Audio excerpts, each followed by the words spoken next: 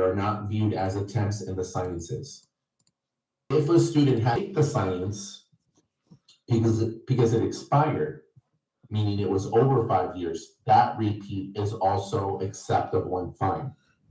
However, any other repeats of those three sciences of anatomy, physio, micro that exceeds 1 will count against the applicant and will disqualify them from consideration.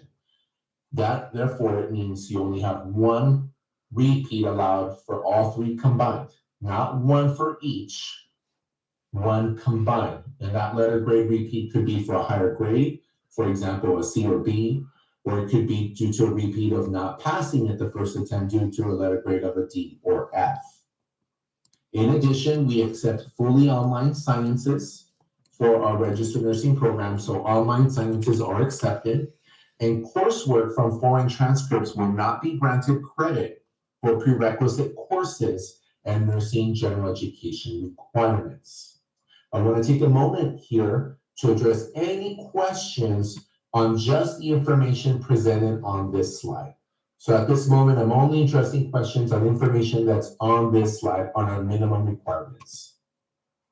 For the EW, is that okay still? Yeah, excused withdrawals are perfectly fine. They're the same group with withdrawals. Thank you. Yeah, you're welcome. Megan?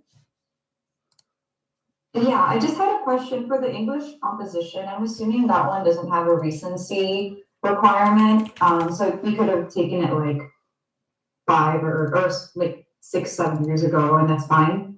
Absolutely. Only anatomy, physio, micro have the 5-year recency. Even though English composition is a prerequisite, it does not have a recency or repeat rule, which I'll address in the application part of it, because I know that part can be confusing, but that is correct. Only the 3 sciences have the 5-year time limit. Okay, thank you. Welcome. Jean? Hi, so I did English 101 twice, 2021, and then previously. There's no repeat rule on the English.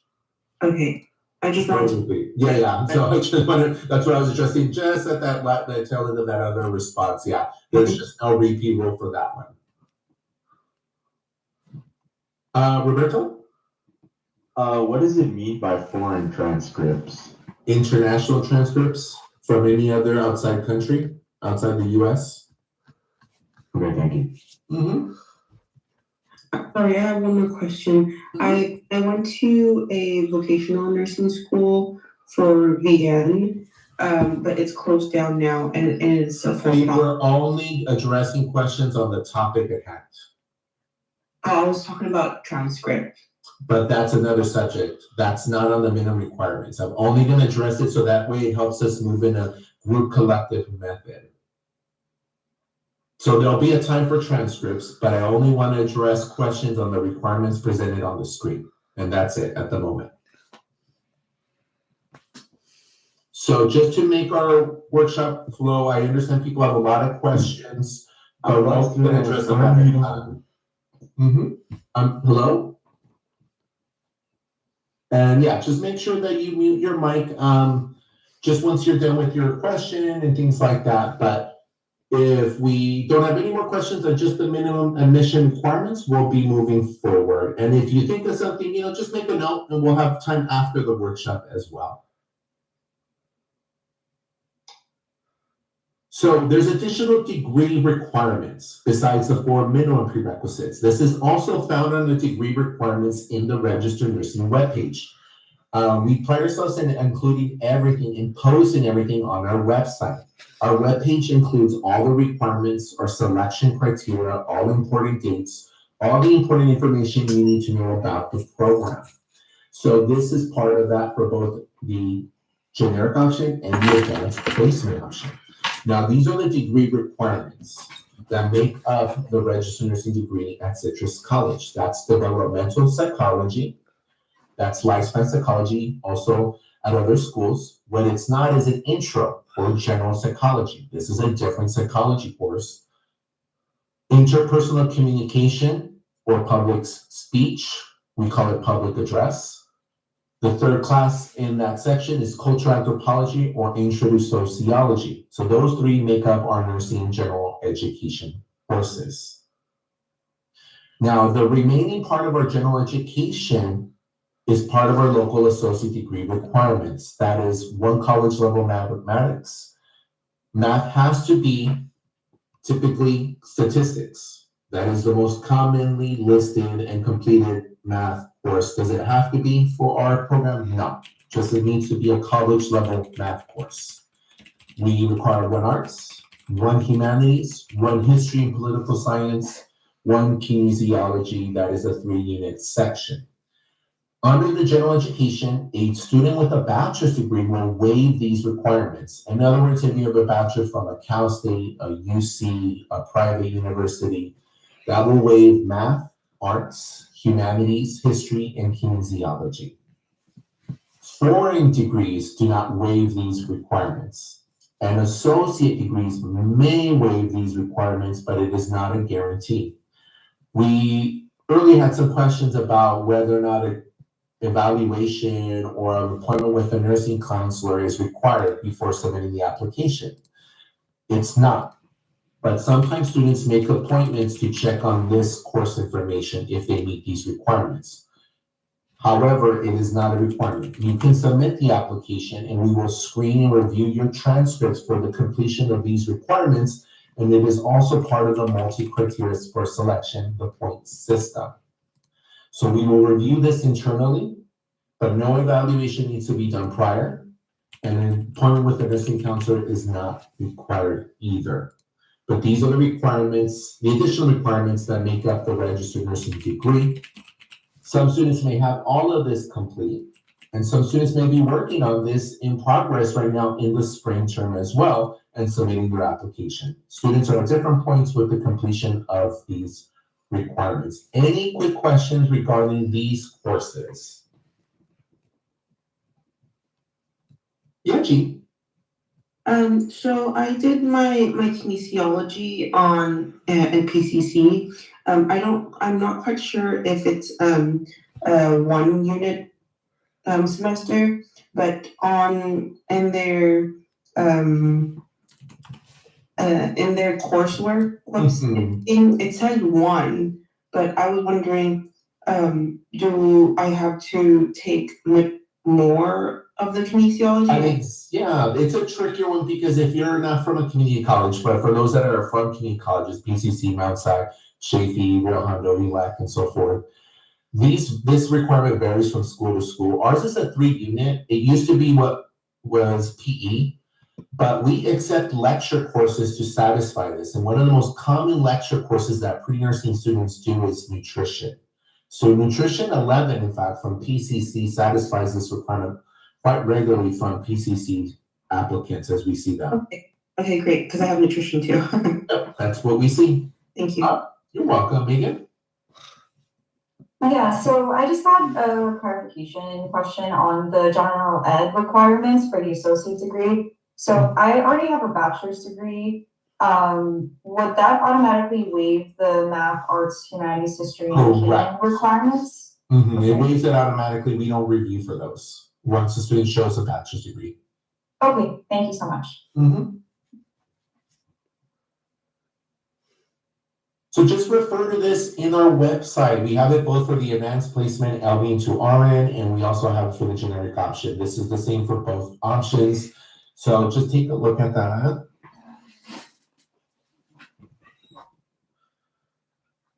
Now, a very important section, as this policy can vary and get tweaked from program to program. I understand, after looking at so many applications, it can be confusing to keep up with what program does with others. But for us, it's a little bit different. We're very flexible, and this can sometimes throw off students just because some programs can be very rigid and strict about this. We tend to be the opposite when it comes to this requirement. We don't require the T's at the time of the application. We don't require you to submit transcripts of the T's in your application, nor do we require it to be sent yet if you've already completed it. Now, the T's exam, though, will still be mandatory for all provisionally admitted students to have completed it before they start the program. In other words, if a student's offered admission and has never taken the TEAS, or has taken it over a year ago, or they haven't passed it with a total score of 62% or higher, they will be then offered to take it with us on May 14th on campus. The version that we proctor for admitted students is the in-person TEAS. Now, what we seek for admitted students is a total score of 62% or higher.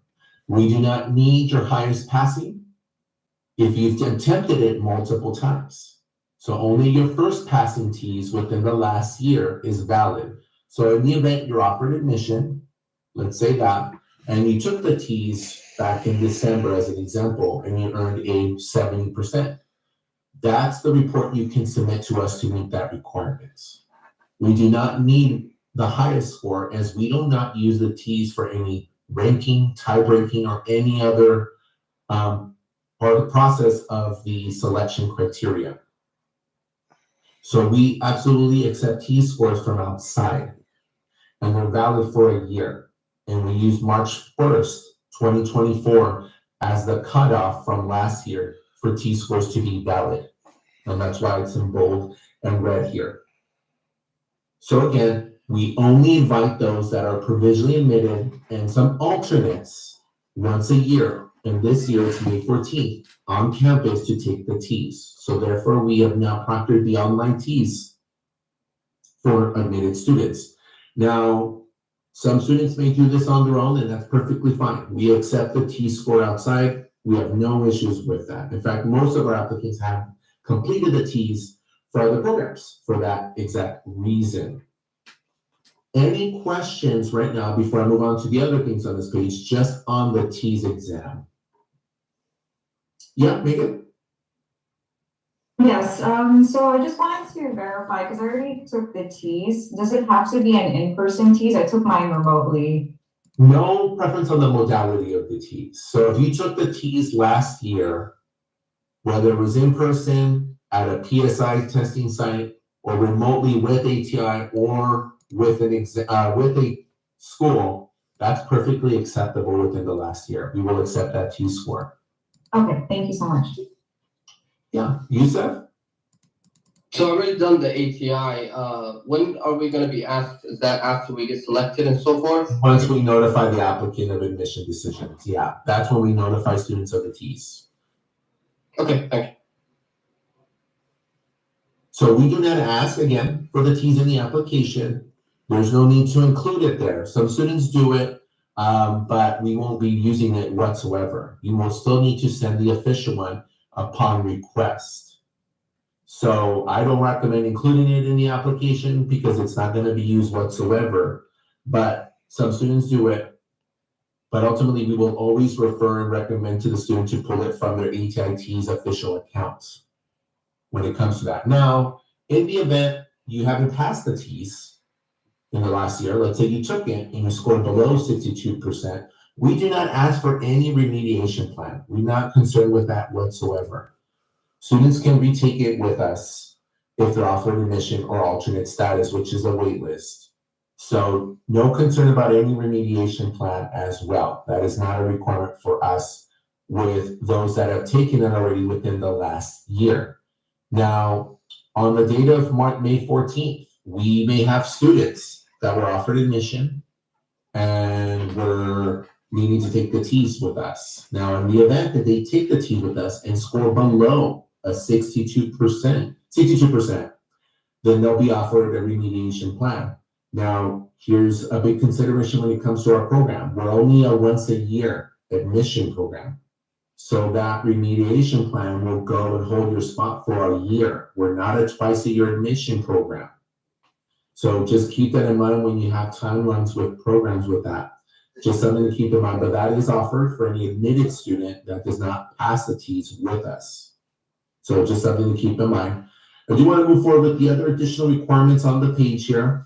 Students, once offered admission, must meet the minimum physical and mental qualifications, pass a background check, must provide proof of high school education or equivalent or higher. And I mark it in red so that students can really see that. Now, this is different than the multi-criteria point system where we get points for the degree. And we'll see that later on in the application portion of it.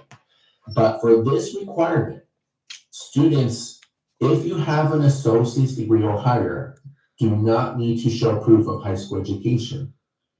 But if an applicant does not have an associate's degree or higher, they will need to show proof of high school education. That can be in the form of a diploma, a copy of a transcript, a GED, a California proficiency exam, or an international transcript that's been translated and evaluated by an approved agency that shows the equivalency of a U.S. high school education completed. If you have your degree, an associate's degree or higher, then that will waive the proof of submitting high school education. So those are some examples with that, and we're gonna see that again in the later stages of this presentation in the application. For AP applicants and non-degree applicants for the LVN 30 unit, you must have a current LVN license. If we have any LVNs in this group today, this is very important to listen carefully because we've had to tell applicants this. Your LVN license certificate that you got from the state when you recently completed the program and taking your NCLEX is not sufficient. You need to look your stuff up on the BREEZE site, on the PVMBT website, so that it shows that you're an active LVN. That is the evidence of an LVN, to show that it's active. We do not want your LVN certificate or diploma, whatever one wants to call that. That is not sufficient. We need you to look yourself up on the website from the state and take a screenshot of your active LVN status, because that will show us for how long it's active for. Now, a little bit. Oh, sorry. I just had a question in regards to the LVN license. So you said a screenshot is fine for submission? For that part, yeah, but just to let you know, a photo itself won't be accepted in the application. It's not one of the file formats. But you would need to take a screenshot of it and then convert it. Converted to like a PDF, you mean, or? Correct. Okay, sounds good. Thank you so much. So a little bit about our application and selection. We are a younger and smaller program. We admit only 30 once a year, 20 in the generic option, 10 for the LVN to RN, for a total of 30. We only once a year, like I said, for both options. We exclusively use the point system that we call the multi-criteria for selection. We do not use any wait lists. We do not use any lottery random selection method. So I understand some neighboring schools use a mixture of the multi-criteria with another percentage of the admitted cohort based on the random selection lottery system. We do not do that.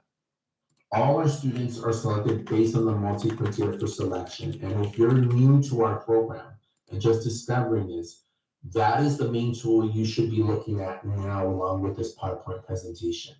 Because many of the questions that we receive is going to be addressed in that multi-criteria for selection. It is a 4-page document that outlines our criteria and what we give points to and what's the example documentation that is acceptable for each of those criteria.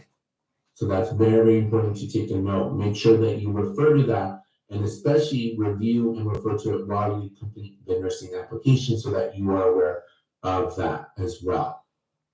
Now, a little bit of a profile of who we brought in last year. These are averages. We don't share the lowest, and we don't share the highest. We share the average points and information of each admitted cohort for the generic and the advanced placement LVN to RN.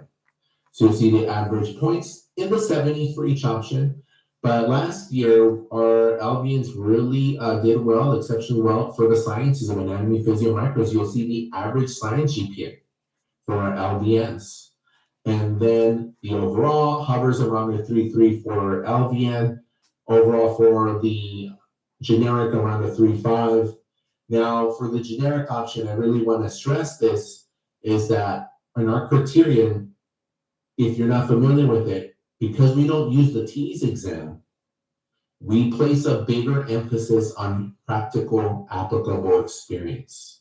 That means either a volunteer experience, a certification, or actual paid professional experience. And that is what you see in the generic option. And that is why an overwhelming majority of students that we admitted have something under that category because of how valuable for the points it is.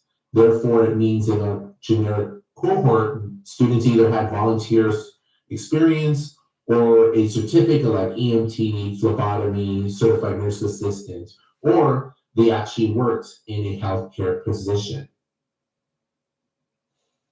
And for LVNs, you'll see the majority have LVN experience, and the majority of our LVNs tend to be from our program because they're really familiar with our selection criteria and they meet with me a little bit more regularly. So as LVNs, it's important to connect with the program as soon as you can when you're not part of it, because we've always had an LVN and we've always had the bridge. And in fact, the bridge was our first graduating cohort here. But those that are not from a cohort, from a program, and have not graduated from a program, they really want to make sure they address the other components in the criteria as much as possible to make themselves as competitive. So that's a snapshot of our cohort. Now, these are important dates. We're currently in the application period, which is wrapping up near March 20th. We send out our decision letters, citrus email. We try our best. This is a time range that could change. We try our best to send it by mid-April, sometimes up to the early part of May. We send them out only to citrus email. We do not send it out to personal emails. That's why in the application, you do not input any email. Your info will actually populate at the top of the application, which includes your citrus email address. So it's important to activate your citrus email address and have the ability to receive and send out messages through your citrus email. We use Office Outlook. The TEAS exam I mentioned, we will conduct it on May 14th for admitted, provisionally admitted students and alternates who have not taken it, have not passed it, or have taken it over a year ago. Now, we also have mandatory events for admitted students. We have an orientation on June 4th. We have training workshops for the LVNs to the bridge on July 2nd. We have training for the generic option on July 31st. And we have a back to school night that we invite our students to bring their loved ones over to the campus, and they'll meet current students in the program and get more familiar with the program and what they're getting into. The start of the program for our LVN to RN bridge is July 7th with the summer course. And the generic option will start the last week of August. Now, I'm going to pause here to go to the website so that students are aware. So in a moment on your screen, you're going to be directed to our webpage. There is a link here that I'm going to highlight, important dates in 2025. We pride ourselves as being one of the few programs that does this. We outline all the mandatory dates for incoming students. We do this so that students can plan accordingly to their summer, because I know people may make trips, vacations, have other important commitments and responsibilities, but these are mandatory and must be attended. So we put the information, the application period right now, the TEAS exam, the orientation, training workshops, for each option, the back to school night, and then the time range for the summer class for the LVN to RN. We don't have all the information here as it's still a bit early for summer and fall information, but we put the important information here so that students can make the necessary adjustments as needed to their calendars so that they can attend these mandatory events. So please check this webpage periodically, as those dates and times could always be subject to changing, but that's what we have currently up to date on our webpage. We'll make any adjustments as needed there. So that is a snapshot of the important timelines. Again, I cannot stress this, that we will only notify students, and we notify all students, admitted, alternates, and those students that were not offered admission, and we send them out through their citrus email address. Now, moving on to the online application itself. If you haven't applied to the college yet, and you're just learning about our college, this is the first step, is to apply to the college. You have to do so, and it is the student's responsibility to do this in a timely manner, as applications can range in being processed. They can be as quick as 1 day to a few days. So depending on when a student submits an application, that will impact your ability to log in and access our nursing application. So the application itself requires your Citrus email, which is first 3 of your first name, a last name, and 3 digits at student.citruscollege.edu.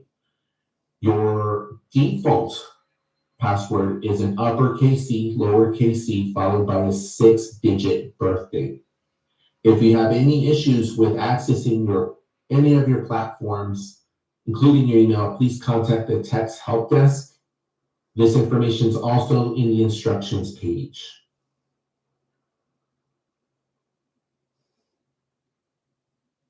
Now, we're still going to do this live. I'm just doing these slides. It's just to get you more familiar with our application. Now, we have an instructions page that students can look at before they start, and that is where you'll see a lot of the important hyperlinks. An application, though, can only be submitted once. Once it's submitted, it cannot be changed. An important note that was addressed before the start of the workshop is, if you log into the application, you'll see this pop-up. And what this pop-up is showing is and indicating that the application won't save unless it's submitted. So you can sign in and out of the application. But if you sign in, start typing out, completing certain sections, but then sign out, none of that information will be saved. So you can look at the application a variety of different times, but you will only be able to submit it once, and you can only submit it and have it saved once you submit it. So you've got to make sure once you're ready with all your documentation, labeled, organized, and then upload it, complete all the sections, and then hit submit, that is when it will be saved. Otherwise, you can complete sections of it and then it won't be saved. Just so that you know, and we'll see that in a moment. Once you submit the application, you'll get a notification, a pop-up window like that. A notification will also be sent to your Citrus email address.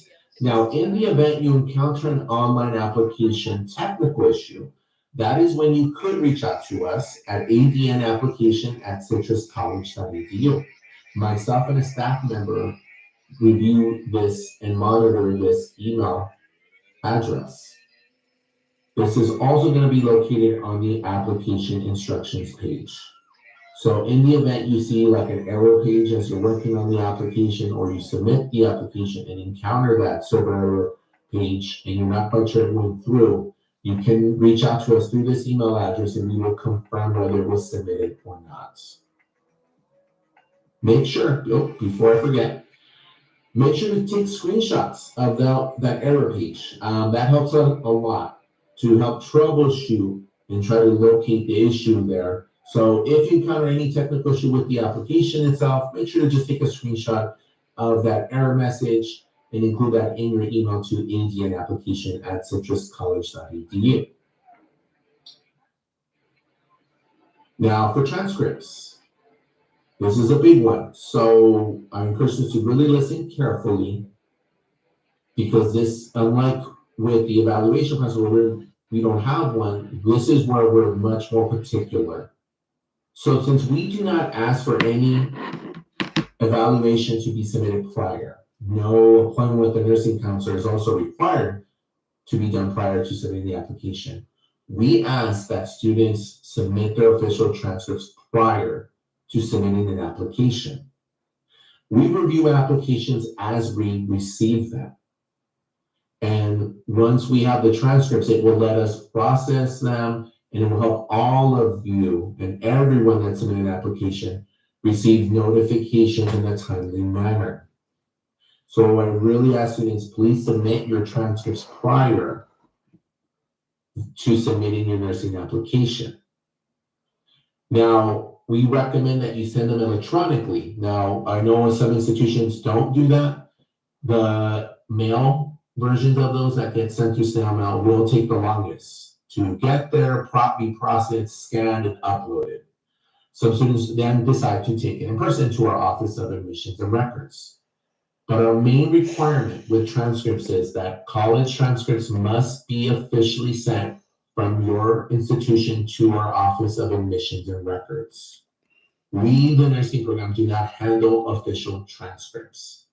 If you have any questions, meaning you want to verify that they were received, then you can reach out to Admissions and Records, and their contact information is also located in the aging instructions page. It is your responsibility to request the transcripts from the schools you have attended and that they be sent to our Admissions and Records office.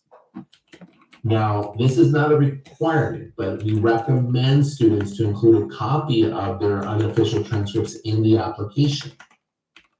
So we recommend it, but it's not a requirement. Now, you'll see on here on the, well, my left-hand side, some examples, some screenshots from transcripts. And this is to highlight a couple of things to keep in mind with transcripts. With the criterion and the degree requirement and high school education requirement, we only acknowledge degrees if they're posted officially on a transcript, as you see here. We use ours as an example, the pre-already health degree you see there. And then I use another example from a Mount SAC transcript, the AA in kinesiology and wellness. So please keep that in mind. We do not need the diploma of the degree. Degrees are only recognized from your transcripts. So sending your transcripts is sufficient. Now, all college level transcripts from regionally accredited institutions must be sent. Now, there are some exceptions, specifically first for our LVN. So for our licensed vocational nurses, please listen carefully. If your program is a trade school like Northwest, Premier, American Career, Stanbridge, those institutions are not regionally accredited. Those do not need to be sent to Admissions and Records, but your LVN program transcript must be included in the application. So a copy of that transcript is sufficient in the application, but that does not mean, well, that means it does not need to be sent to Admissions and Records.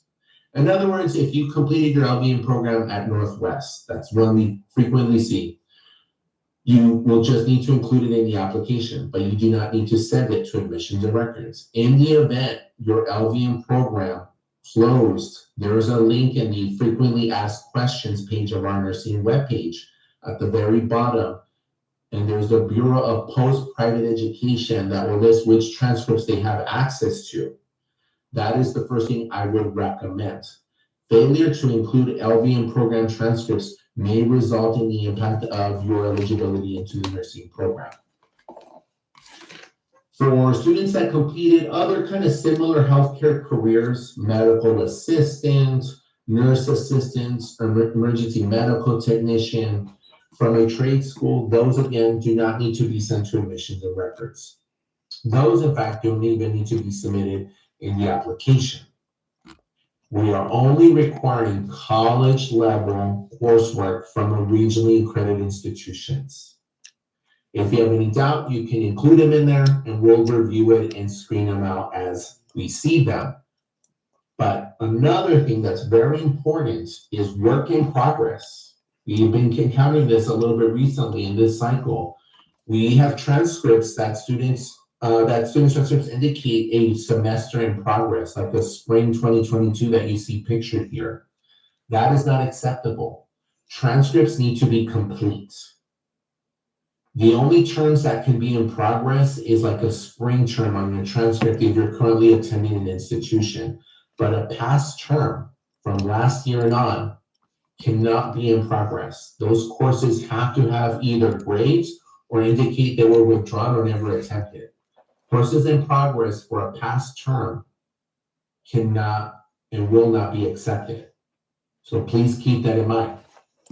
The other image that we show here is that students will sometimes include transcripts and may not realize that they have credits used from another school posted on that transcript, and they fail to disclose that other school, and they fail to include those transcripts to Admissions and Records. In that event, we will pause the application and notify the applicant. Students must again send all college coursework. Again, we do a true cumulative GPA of all college coursework, regardless if it's applicable to nursing or not. I do have a quick question. So If I you can did, just hold on, oh, then still just finish up this section. If y'all we'll have a moment for those questions. And so please keep that in mind for transfer credits. We've had that just recently. A student failed to report that. And we want to make sure, this is why it's another important thing to always check for those students with longer academic histories, check your transcripts. You must include everything that was attempted and that's been posted on transcripts. In addition to college work from other colleges, AP scores, especially if you use an AP like English, which is a prerequisite. An AP score on a college transcript is not sufficient. You must include an AP score report, and that is the student's responsibility, and that is also in the instructions page as well. So a student in that situation, if they have AP scores, must include an unofficial in the application, and then eventually we'll need to send an official AP score report. I say eventually because the College Board does take time to send these out because score reports are archived. So it is the student's responsibility to regain access to College Board to send those AP score reports. So just some very important notes there regarding transcripts. And now I'll leave it to questions regarding the transcripts.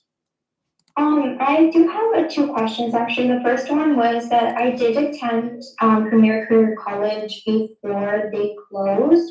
I do have my transcripts from them, and I ended up transferring to Northwest. Would I have to include both of those transcripts since they validated one semester? Yeah, you would need to go both. Okay, and then for those transcripts, you said any document would have to be put as a PDF format in order for us to submit, correct? Not just take a picture and upload, right? PDF or Word?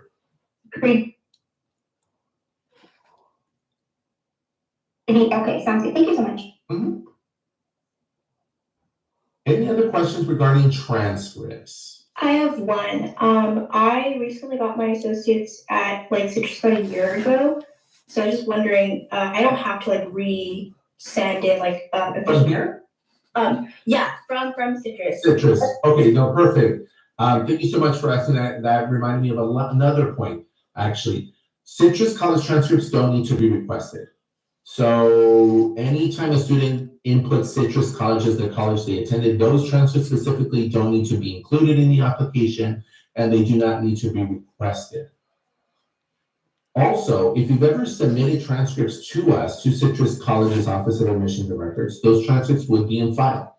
So you don't need to resubmit them unless you've either submitted grade alleviation at that institution, or your course history has changed where you continued attending since that last time you sent those copies. Otherwise, if they're up to date, those transcripts, if you've ever sent them to Admissions and Records from outside to us in the past, those will be housed as well.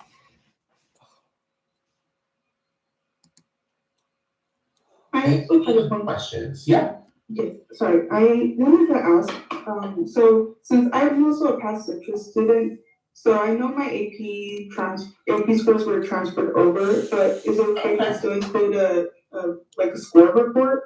Yeah, you can include a score report, and if you know you've sent them before, then they'll be housed in the system. Okay, and then regarding scores, there's a score that I didn't use towards my degree at all, but do you also look at those scores?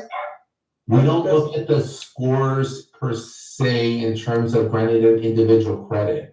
We just need them there to be validated if they were used for any degree requirements. Gotcha, okay, but yeah, they're just for my Spanish requirements. Yeah. Thank you. Mm-hmm.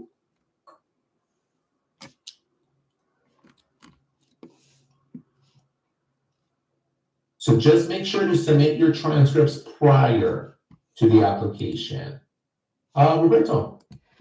So for the transcripts, do we have to send them, or can we just download them when we request the official transcript and put it in?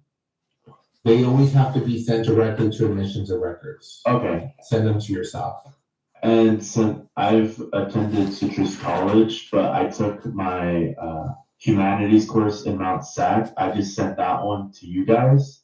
Correct, you'd have to request it. Now, this is where you have to go through each of your schools and request them through their own process to be sent from there to our admissions and records. Right, okay, thank you. Mm-hmm.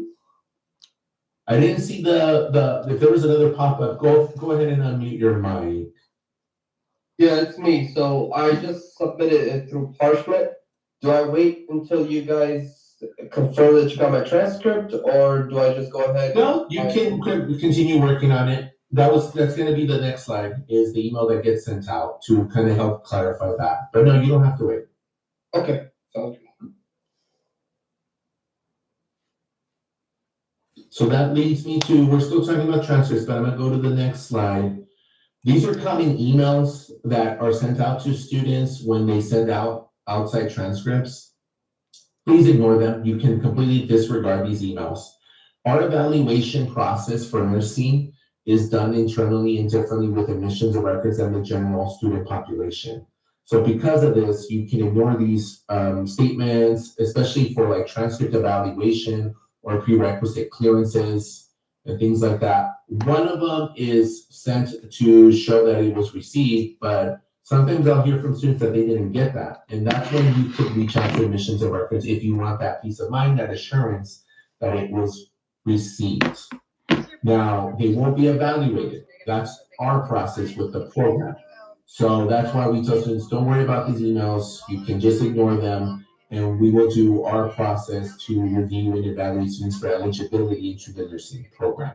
But these are common emails that get sent to students when they submit transcripts and may cause a little confusion. But once you set your transcripts from Parchment, National Clearinghouse, and so forth, that's when you can then submit your application, I'm sorry. You don't have to wait for this message here per se to submit the application. We just simply ask, make sure to send them over before you submit the application. That way that will be available once we begin reviewing your application. Last call for any questions regarding the transcripts. John? John, did you raise your hand?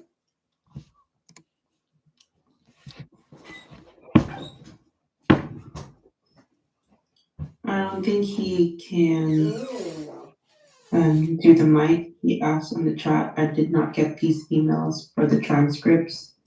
I sent via Parchment, but I did get a notice from Parchment saying that the documents have been downloaded. Thank you, Jean. I appreciate that. Thank you so much. That's okay. That's why I mentioned earlier that transcripts, sometimes students don't receive this email. So it's okay. You don't have to wait for any of these emails. As long as you sent them over, which is your Parchment account or National Clearinghouse or any other kind of processor that for transcripts is used, that's sufficient. So Parchment, a lot of times, as an example, will let you know, hey, I requested them from outside. They were sent to Citrus. That lets you know that they were sent over. So that's sufficient. You can use that for yourself as a peace of mind that they were. You don't have to wait for these messages. And if you don't receive them, don't worry about that either. Yusuf? Yeah, I have a question. So, it's kind of about the GED thing. I have a HiSET. I've done a HiSET years ago. That could be equivalent to GED, correct? We haven't used that, so I'm not quite sure. I have a associate degree. So do I still have to do the? Well, as I mentioned, Yusuf, the associate degree waives that high school education. Okay, that's good. Yeah.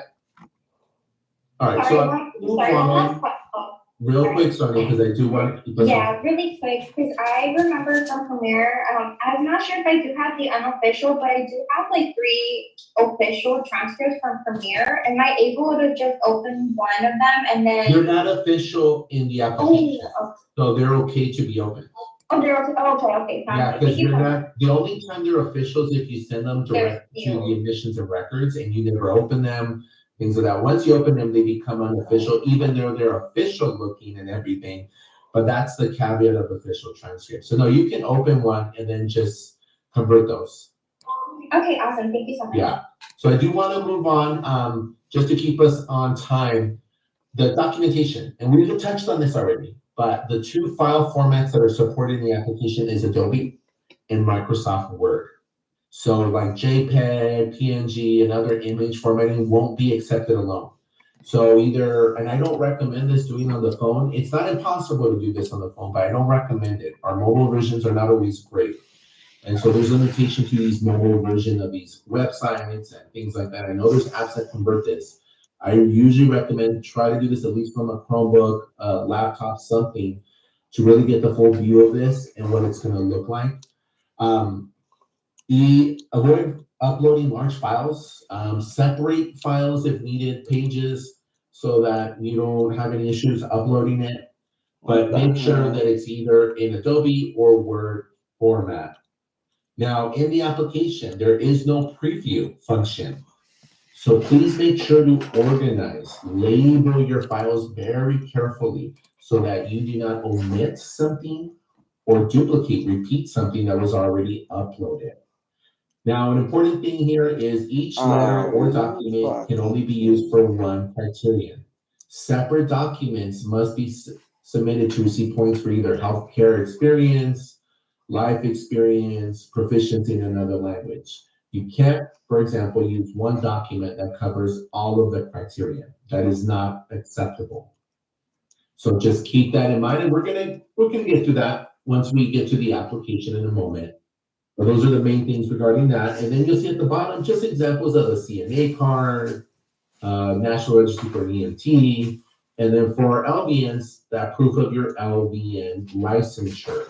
Again, not the certificate, but your verification looking stuff up from the state site. Lastly, our contact information, the ADN application, but our Health Sciences Office number 626-914-8720 if you'd like to reach someone in person, over the phone. I mean, Darlene is the staff member that assists me with the application. And so you can also call or email us if you have any specific questions regarding the application. Now, if you want to make that appointment with the nursing counselor just for, assurance and peace of mind, you can do so. But with the application timeline coming up, that's going to be a challenge. Most of my time now is getting dedicated to reviewing these applications. So it is a challenge. So you could try to reach me one of my drop-in days if you like. The link is there as well. Those are the best ways to communicate to us. And I want to transition to the webpage where the application is housed to show a couple different things. So first thing is the deadline is March 20th at 3 p.m. On March 20th, past 3 p.m., this will be gone. The application period won't be available. So it is a hard deadline. So take your time. You still have 9 days or so to go with this application, but waiting till the last minute is not something I generally recommend, but students may. But once that time hits, 3 p.m., this gets removed. The application period does not remain available and it will be closed. Even if you save the page of the application will not be available for submittal. So I don't, for example, recommend just starting it at 2:57 and then once 3 p.m. passes, they won't be able to submit the application. So please take your time. Now, I mentioned a couple of different things located here. If you really are wanting to schedule an appointment, my information is on the nursing information, appointment options, jump in there. The links are here.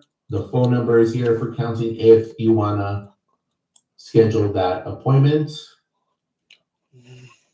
As I mentioned, for requirements, the generic option and the advanced placement option requirements are here.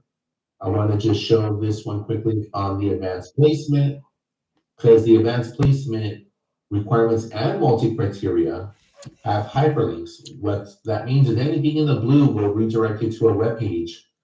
The one here where it says license takes you directly to where you can look yourself up to show your active LVN license.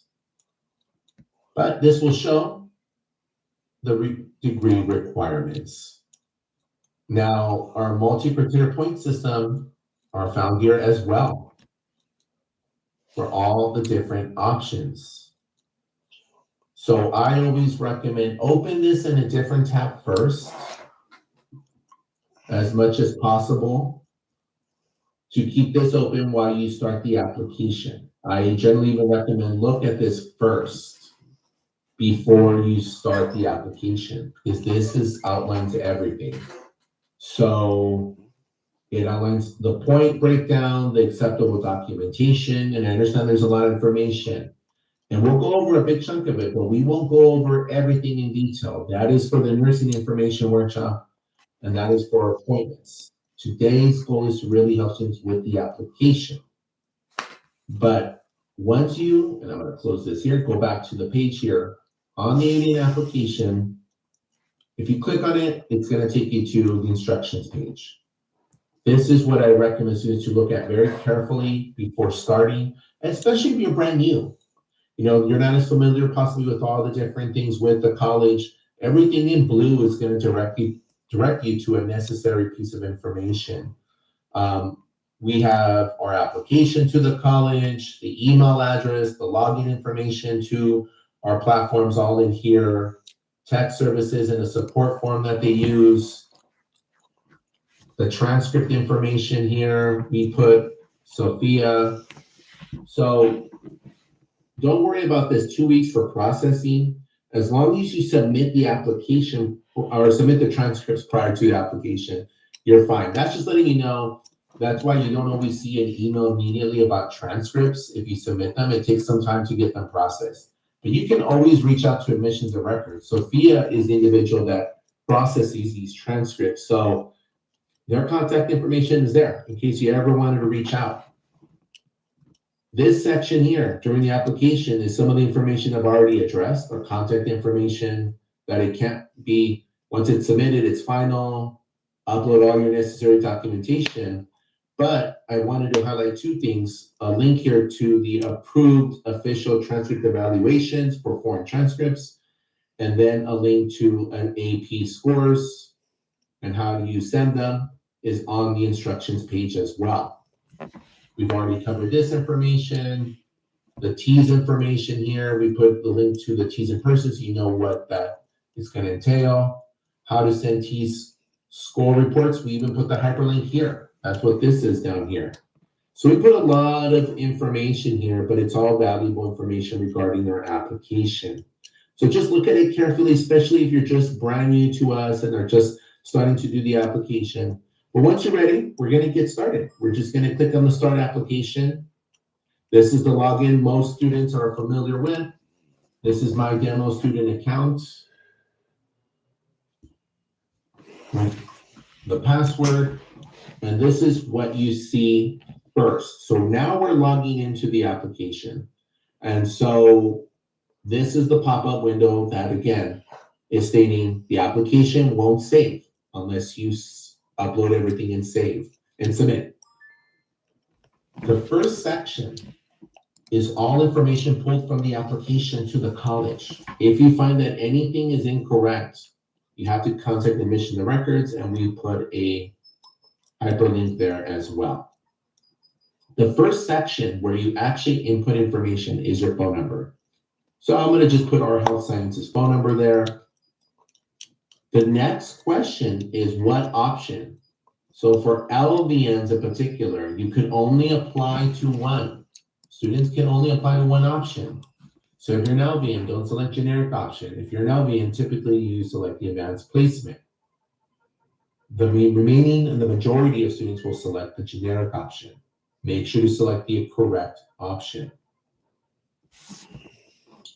The next two questions that I'm highlighting here deal with if you've ever been in a nursing program, a registered nursing program, not applied to, but if you've ever have participated, meaning you enrolled in a term in a registered nursing program. Most students will be no.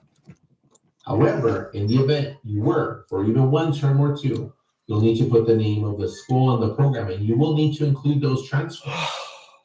And if you attended a nursing program and failed a course in that program, then you'll select yes, and you will need to put the name of the course, but also will need to present a letter from the former director of the program, or the director of that former program, I'm sorry. That info will be posted right below there, all highlighted as to what needs to be in that letter. But again, most students will be no in that category. Now, a section we've talked about a little bit is the high school education or equivalency. This again is not related, this section, to the section in the multi-criteria for points for a degree earned. If you have an associate's degree or higher, you just need to select that. And then that's it. But only in the event you do not have a degree, you will need to then select one of these 5 other options: diploma, high school proficiency exam, high school transcripts, general education, international transcript, evaluation report. But again, you would only select one of these 5 if you do not have a degree. If you have a degree, you pick an associate's degree or higher, bachelor's degree or higher. Either one is fine. And then here, under list colleges, if you only attended Citrus, you put Citrus, but let's say it's a lot more different classes. I'll put some here. Let's say you went to Northwest. I recommend for LVNs to put that parentheses in the like that, and that let us know, okay, that's your LVN program transcript. That's a nice way to just let us know. That's just an example. Make sure to list all your colleges attended. Now, a good example that just came up was, let's say you started a new school in the spring semester, this spring right now. You never attended it. Those transcripts don't need to be submitted, and you do not need to report that school. Why? Because there's no grade work there. You would have no GPA because there's no units attempted and no grade points earned. But any other of those schools you have, you would need to include it. Any questions so far on this section of the application?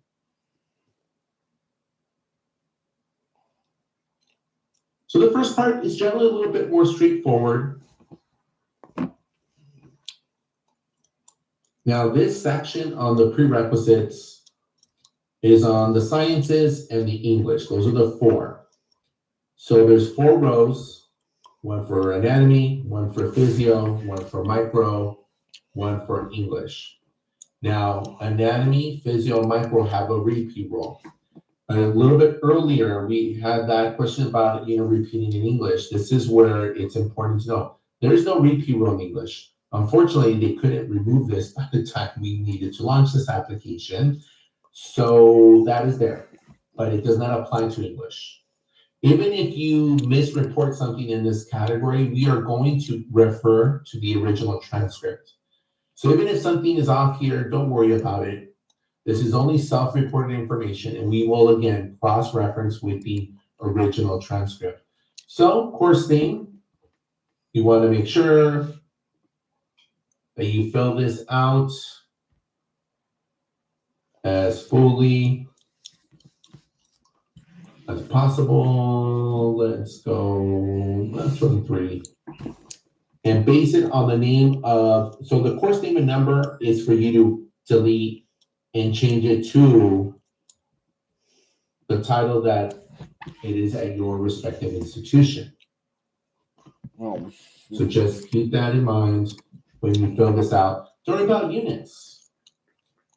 The units could be different from one school to the other. So don't worry if that doesn't match our 4 units or microbiology. It's 5 units. Some schools have it as 4 units. Some schools have all of these as 5 units or all 4 units. That's irrelevant. Don't worry about that. And you won't need to concern yourself too much with that. You're just self-reporting. So this is just me showing you what that looks like.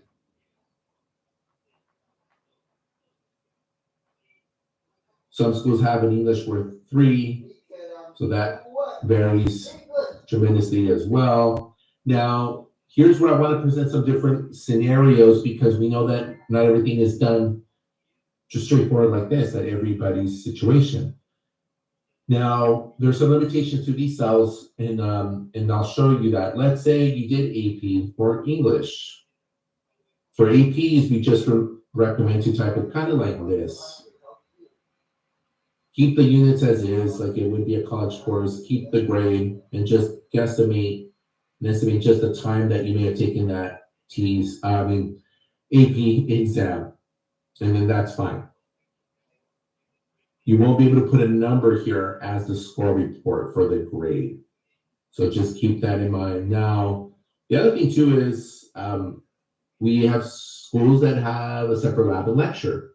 Now, you can put something like adding the lab, but let's say the class lecture is 3 units and the lab is another 2, so that equals 5. Just put the grade of the lecture. Unfortunately, the system won't permit to let us do 2 grades like this. Again, that's okay. Just put your letter grade of your lecture and then the term in year of that lecture if it's multiple classes. The same thing if you took even like we have some northern schools that have it as quarter system, 3 courses for a science, you'll just need to add them up, the units, put their names, abbreviated names in the course name and number to make it fit.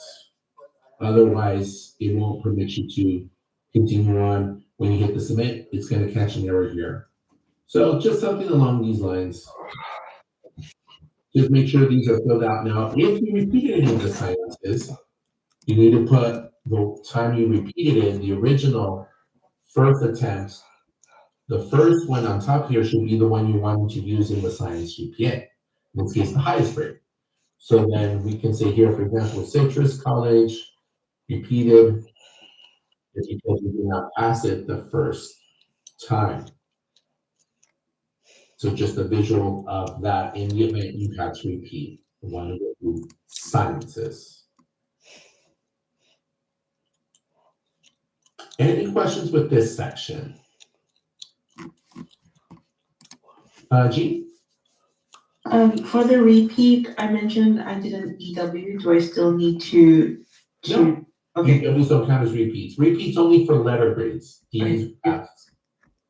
Or if a student repeated because they wanted to improve a grade of like a C. But no, again, don't put a repeat for the English. That is not needed. So the next section is the important one for the multi-criterion. That's the next larger section before the end of this application. This is where I would recommend, and that's what's in this verbiage here, refer to the multi-criteria. So I'm going to go back to the main page. I'll open up the multi-criteria for the advanced placement as well. AP students should also have this up here. So I generally recommend look at this first, the multi-criteria. Look at what you may be eligible for before working on it. Because a lot of the time students see this for the first time and have these questions, and that's okay, but a lot of the information will be here. We don't cover everything from the multi-criteria into the application. There are only 5 categories in the application: academic degree, relevant healthcare experience, proficiency in another language other than English, veteran status, and life experience. That is clearly not all the categories in this multi-criteria, but it's the ones where students would provide their documentation. The other categories we review through the transcript, so we just don't put them in the application. That's GPA, courses done at Citrus, and so forth. So just keep that in mind when looking at our checklist. It's only 5 categories. So we're going to go category by category. So the first one's degree. Either you have an associate's or a bachelor's. If you click on something by mistake, you can just click on the remove answer, deletes it. We're going to put AA, and just reminder that you need to include, like, send your official ones to admissions records, but please include an unofficial in the application. Now, the one that we will get more questions is the relevant healthcare experience. So when you look at this, if you select one, you will see that you'll get on the right-hand side the documentation needed for it. Whether it's paid professional experience, or if it's just volunteer, it changes to certificate or license only. So we're going to go through these and provide as much clarification on it. I know it can be confusing, but this is a section that is worth up to possibly 20 points. It is a very important section for our program philosophically, and this is where we tend to be the most strict when it comes to our application process for both the generic and the advanced placement. The difference is advanced placement or LVNs, we only use LVN experience. So keep that in mind. We do not use any other healthcare experience with that. So we're going to start with volunteer experience for the generic option. And when we look at this qualifier, it's important to always know points are only awarded for one qualifier and are not combined. So you cannot add volunteer with healthcare experience. We also create subcategories of acute care and non-acute. Acute care experience will always be considered for the most points. Acute experience refers to hospitals. Non-acute refers to skilled nursing facilities, subacute, post-acute care, surgery centers, physician clinics, urgent care, long-term care, school districts, and so forth. That is non-acute. We also have provided a list of certified healthcare professions, but we have 5 qualifiers under the generic healthcare experience. So that's the multi-criteria. But if we go here first on the application under volunteer, if you have volunteer experience, it must have a letter that shows the total number of hours, and it must be 200 plus hours, and the nature of your volunteer experience with a letter and a signature. That's important for us. For certificate or license only, this is in the event that you may be a certified nurse assistant, you might be an emergency medical technician, a dialysis tech, a phlebotomist, but don't have paid experience in that role, but you have your state certification. And I want to make sure that that's clear. When we say certificate or license, we are referring to a state or a national certification / licensure. We are not referring to a certificate from the program. We do not refer to certified positions as certified from the program. And that is a big distinction, especially if we have any medical assistants here. Medical assistants can work that are not certified. We have those quite regularly. That is not a certified position. A certified medical assistant is either took the exam with the state or the national. That is the only time it's considered certified. Now, if you took your exam as a medical assistant, passed it, but didn't work in that, then you can apply for that certificate or license only. The middle qualifier under the generic option is relevant healthcare experience. That is for experiences that may not have certification or licensure, but have direct patient care experience. Now, that's going to be evaluated on a case-by-case basis. It may not be guaranteed experience points, but it really depends on what the nature of the role was. Now, we put on here the required documentation. Students must provide documentation from an employer. It could be from human resources, an employer, organization, a supervisor, but it must be a letter on an organizational letterhead with an original signature and must include your name, start date, employment status, total number of hours. Please read this very carefully. Total number of hours worked. Hours per week is not satisfactory. Job title, department if it applies to you, examples of duties, and then your actual license or certificate. We have gotten applications from students who claiming to have CNA experience in EMT and never provided their actual certification. That will impact and jeopardize the amount of points you will receive. The same thing with LVNs. You must provide proof of your current license or certification along with this letter. Now, we understand employers do not include all of this in one letter. So that's why we put here student documents can consist of multiple pages. an employment verification letter, a job description. Sometimes students even include an evaluation and assessment of your skills because that is what you do in your role. You may even include separately a job description from the employer's website or HR. Some people are able to show the total number of hours through their pay stub or through a portal. What we won't accept, I'll give an example, is a simple Equifax report. That may tell us that you work there, but it's not signed off by anyone. We need something signed from the place of work. That could be part of it. So for some individuals, they can get all of this in 1 to 2 pages, and other students may have to go 5, 8 pages to get this information. And that's where it's going to vary. And that applies for our LVNs too. This information applies for LVNs regarding your employment documentation. If you have not reached out to your employer, I urge you to do this ASAP because this can take time from some places. Others are really quick, they expedite this, but others take time. And that is where you're having to kind of scramble and try to pull this information from one place and then another. You got to get a letter from a supervisor because it doesn't include this part of the information I need. So I got to go to portal, then I got to counting payroll and things like that. So really take your time to pull from this. But I wanted to share that. And when I changed the option to advanced placement for LVNs, you're going to see the same information for documentation for LVN. It is the same. So I really want to highlight that guideline on the documentation is very key when it comes to that. So if you want to know how many points, 1,000 hours is the benchmark for the top 2 tiers for points.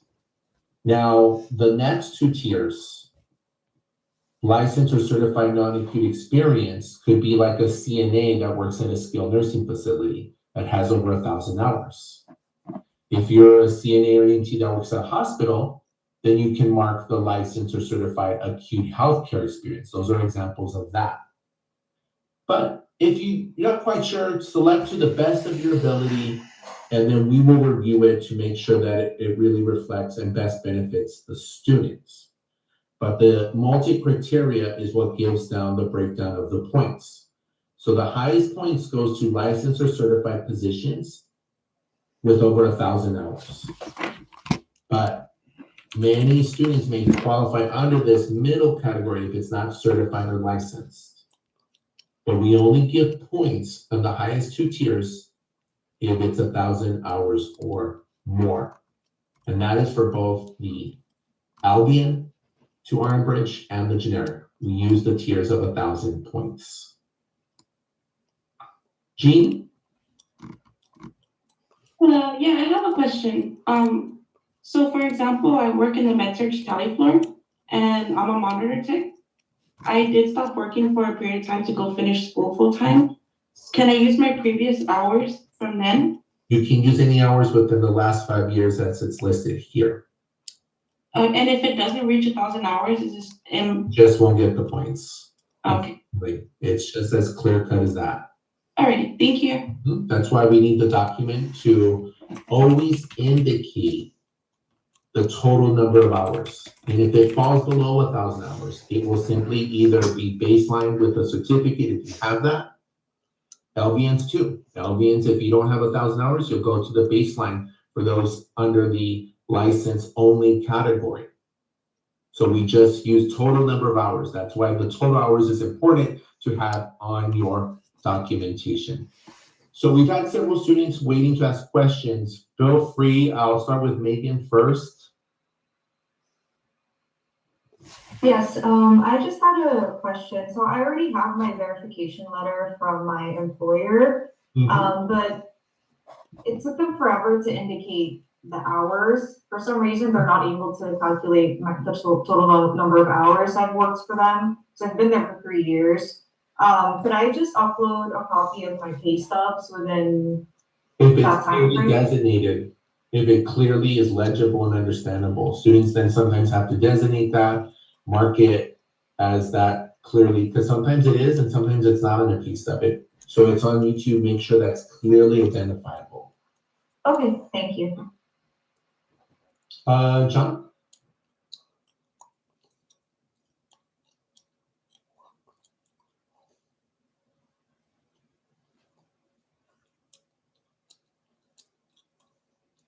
You wouldn't be able to, John, to indicate it if it's in the spring. We don't get points whatsoever for any courses in the spring.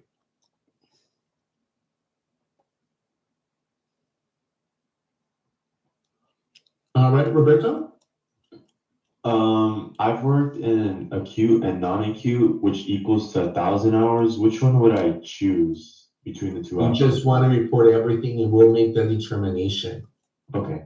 Yeah, some people have mixed experiences in those settings. And then it's up to the student to really see where can I get it.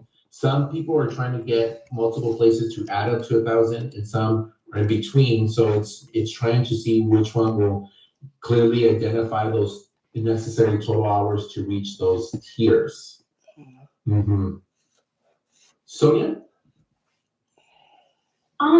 So I think someone had already somewhat asked this question, but something similar kind of happened with me. My employer put the amount of hours per week that I worked, Correct. and I just realized that. But on my last case of last year, they did put the amount, which was like 1,400 hours last year. Am I able to like make a copy and highlight that amount? and That put was that the in exact question that was asked. Okay, Yeah, thank you. you can Thank you do so that. much. Sure, no problem. Yeah, I mean, some people use Paystub, some people use a portal. Some people use an Equifax report. What I would recommend is use the document that clearly identifies the total number of hours, but don't put a several amount of pages that equals that total. That's can be difficult for us to read, and if it's not clear to us, we may not be able to award those points. So a Paystub is one good way to do that. Jean? I know that it's about like healthcare providers and stuff, but caregiving is not acceptable, right? It can count possibly under relevant healthcare experience, depending on the documentation the applicant provides. Okay, So there's certain health positions that may qualify under there on a case-by-case basis that have direct patient care in their role, but they really need to provide that clearly in the documentation. okay, because I only have one letter of recommendation from my previous. I am done.